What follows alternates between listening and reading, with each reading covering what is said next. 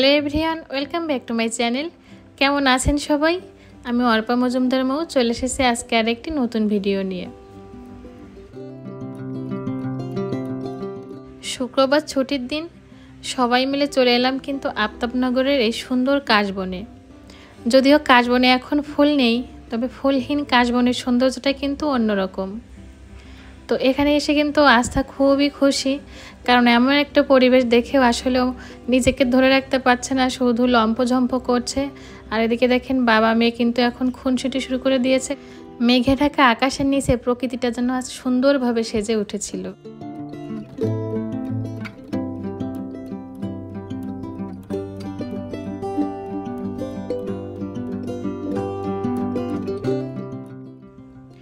তো তারা বাবা মেয়ে কিন্তু এমনই খুনসুটি করতে থাকে। আর এই যে সুন্দর জায়গাটা, আসলে এই জায়গাটা আসলে যে কোনো মানুষের মন যদি খারাপ থাকে তাহলে কিন্তু মনটা ভালো হয়ে যাবে। দেখেন প্রকৃতি কিন্তু অসম্ভব সুন্দর একটা রূপে সেজে উঠেছে। তো এদিকে কিন্তু আস্থা হচ্ছে রাসেল ভাইপার সাপের ভীষণ ভয় পাচ্ছে কিছুদিন, তাই হচ্ছে ও কাশবনের সাইডে যেতেই চাচ্ছিল না। তার জন্য কিন্তু ওর বাবা হচ্ছে ওকে কোলে নিয়ে বলছে, তোমাকে আমি কাশবনের ভিতর দেখে দিয়ে আসি একবারে।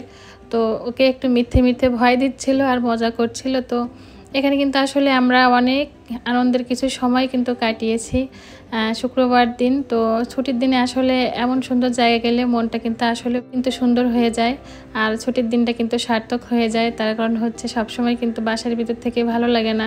তো একঘেয়েমি কাটিয়ে এমন সুন্দর জায়গায় তো পরিবারের সবাই মিলে মাঝে মাঝে আসাই যায়, তাই না? তো আজকের এই ভিডিওটি যদি আমার কোনো নতুন বন্ধু দেখে থাকেন তাহলে অবশ্যই, যদি ভালো লেগে থাকে আমার ভিডিওটি, আমার চ্যানেলটিকে সাবস্ক্রাইব করে দিয়ে পাশে থাকবেন। আর পাশে থাকা বেল আইকনটিতে একটা প্রেস করে দিবেন, যাতে নতুন ভিডিও দেওয়ার সঙ্গেই আপনারা নোটিফিকেশানটি পেয়ে যান। যারা অলরেডি কাজগুলো করে দিয়েছেন তাদেরকে আমার অসংখ্য ধন্যবাদ।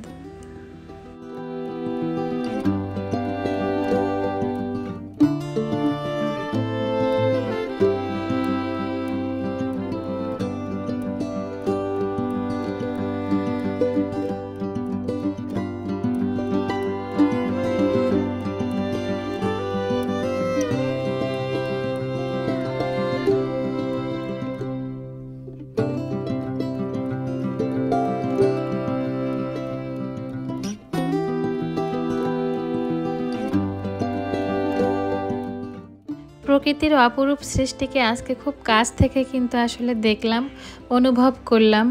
এমন সুন্দর সৃষ্টি আসলে এটা একমাত্র সৃষ্টিকর্তার দ্বারাই সম্ভব।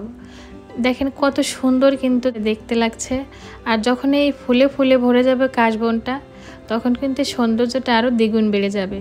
তাই প্রকৃতির সৃষ্টির থেকে মনে হয় না আর কোনো কিছু সেরা আছে। প্রকৃতি কিন্তু সবার থেকে সৌন্দর্যে সেরা। যতই আমরা নিজের হাতে কিছু সাজানোর চেষ্টা করি না কেন, প্রকৃতির মধ্যে সুন্দর করে সাজানো কিন্তু আমাদের পক্ষে সম্ভব না, কারণ এই প্রকৃতি কিন্তু সৃষ্টিকর্তার সৃষ্টি। তো এদিকে কিন্তু আস্থা আসলে সত্যিই আজকে খুবই খুশি, কারণ এমন একটা জায়গা সে হচ্ছে গ্রামের বাড়িতে না গিয়েও পেয়ে গিয়েছে। আর ঢাকার ভিতরে এত সুন্দর একটা প্লেস, আসলে মন মাতানো, মনের মাধুরী মিশিয়ে যেন জায়গাটা সৃষ্টিকর্তা তৈরি করেছে।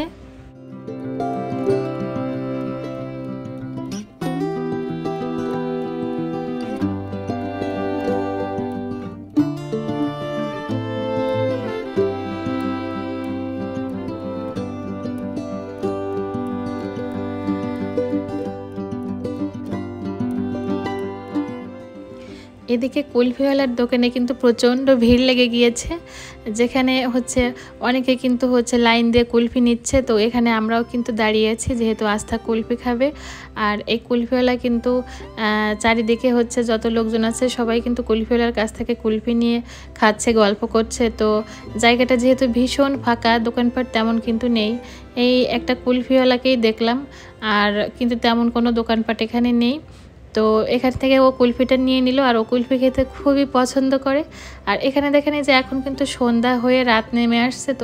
তো এখন আমরা একটা রেস্টুরেন্টে যাব, এটারই সাইডে। এই জায়গাটা কিন্তু আসলে খুবই সুন্দর, আর দূর থেকে কিন্তু দেখেন ওই জায়গাটা দেখতে কত সুন্দর লাগছিল। তো এই যে রেস্টুরেন্টে, এটা কিন্তু হচ্ছে এই কাশবনের ভিতর দিয়েই যাওয়া যায়, কিন্তু আমাদের আসলে একটু ভয় ভয় লাগছিল, কারণ বর্তমান হচ্ছে এই সাপ সব গল্প শুনে কিন্তু ভিতরে একটা আতঙ্ক লেগে গিয়েছে, তাই আমরা একটু ঘুরে রোডের থেকে যাচ্ছিলাম। আর এখানে দেখেন এই যে এসেই কিন্তু এই রেস্টুরেন্টের সামনে এমন মন মাতানো মাধবী ফুলে কিন্তু ভরে গিয়েছে, আর এত সুন্দর কিন্তু ফুলে ফুলে গাছটা ভরে গিয়েছে যে দেখতে কিন্তু আসলে মনটা ভরে যাচ্ছে। দেখেন দেখতে কিন্তু কত সুন্দর, একসঙ্গে লাল সাদা মাধবীলতার এমন সৌন্দর্য আসলে কিন্তু মন কেড়ে নেয়। খুবই সুন্দর লাগছে কিন্তু দেখতে।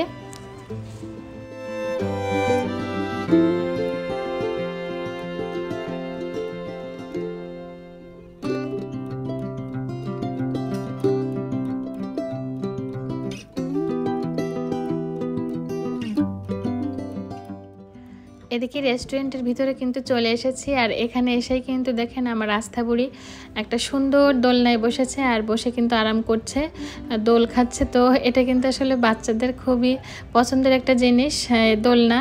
তো এখানে এসে দোলনাটা পেয়ে সে খুবই খুশি। তো এখন দেখাবো, দেখেন এই যে রেস্টুরেন্টটার, এটার কিন্তু মূল আকর্ষণ হচ্ছে এই হারিকেনটা। আর এটা কিন্তু হারিকেন লাইট হচ্ছে ডিনারের ব্যবস্থা করা হয়েছে এখানে, যেটা কিন্তু আসলে অসম্ভব সুন্দর লেগেছে আমার কাছে। তো ক্যান্ডেল লাইট ডিনার তো অনেকেই দেখেছেন, তো এমন হ্যারিকেন লাইট ডিনার কে কে দেখেছেন বলেন? আমি তো জীবনে প্রথম দেখলাম, আর এটা আমার কাছে এতটাই অন্যরকম লেগেছে, সেই সাবেকি একটা অন্যরকম কিন্তু ভাব এখানে। আর বিলুপ্ত প্রায় হারিকেনটা দেখে আসলে সেই পুরনো দিনের কথা মনে পড়ে যাচ্ছিল, যখন হচ্ছে মানুষ এই হারিকেনের আলো দিয়ে চলেছে অনেক অনেক আগে। তো এখানেও কিন্তু দেখেন তেমন। তো এখানে দেখেন এই যে অন্ধকারের মাঝে প্রত্যেকটা টেবিলে এমন হারিকেন দিয়ে কিন্তু ডিনারের ব্যবস্থা করা হয়েছে। দারুণ না বিষয়টা? একদম একটা সনাতনীভাবে কিন্তু রেস্টুরেন্টটা সাজানো। আর এটা দেখেন দূর থেকে দেখতে কিন্তু এমনই লাগে, এই অন্ধকারের মাঝে প্রত্যেকটা টেবিলে কিন্তু হারিকেনগুলো এরকম করে চিকচিক করছে, আলো দিচ্ছে। আর এখানে কিন্তু সবাই তাদের প্রিয়জনদের নিয়ে এমন সুন্দর একটা হারিকেন ডিনার কিন্তু করছে, যেটা হচ্ছে হারিকেন লাইটে সবাই কিন্তু অন্যরকম একটা ফিলিংস নিয়ে ডিনারটা কমপ্লিট করছে, যেটা আসলেই কিন্তু এমন সময় বা এই যুগে আসলে অসম্ভব। এমন জিনিস কিন্তু দেখা অনেকটা সহজ না, কারণ হারিকেন তো বিলুপ্ত হয়ে গিয়েছে প্রায়। তো এখানে যাই হোক, আমরা কিন্তু ডিনারটা কমপ্লিট করে চলে এসেছি বাইরে। আর বাইরে দেখেন বেরোতেই, এই ফুলটার নাম আমি জানি না, এই ফুলটাকে কি ফুল বলে। তো এটা কিন্তু আসলে অন্ধকারের মাঝে এতটাই সুন্দর লাগছিল দেখতে, আমার কাছে তো খুবই মনোরম লেগেছে। অন্ধকারে এরকম কালো অন্ধকারে সবুজ পাতায় লাল লাল টুকটুকে ফুল দেখতে কিন্তু আসলে খুবই সুন্দর লাগে।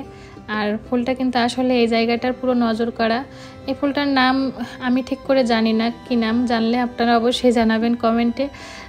তো আমার কাছে ফুলটা খুবই ভালো লেগেছে, মনে হয়েছিল যেন তুলে নিয়ে যাই, কিন্তু আসলে এখানে তো ফুল ছেঁড়া নিষেধ, তাই নিতে পারলাম না।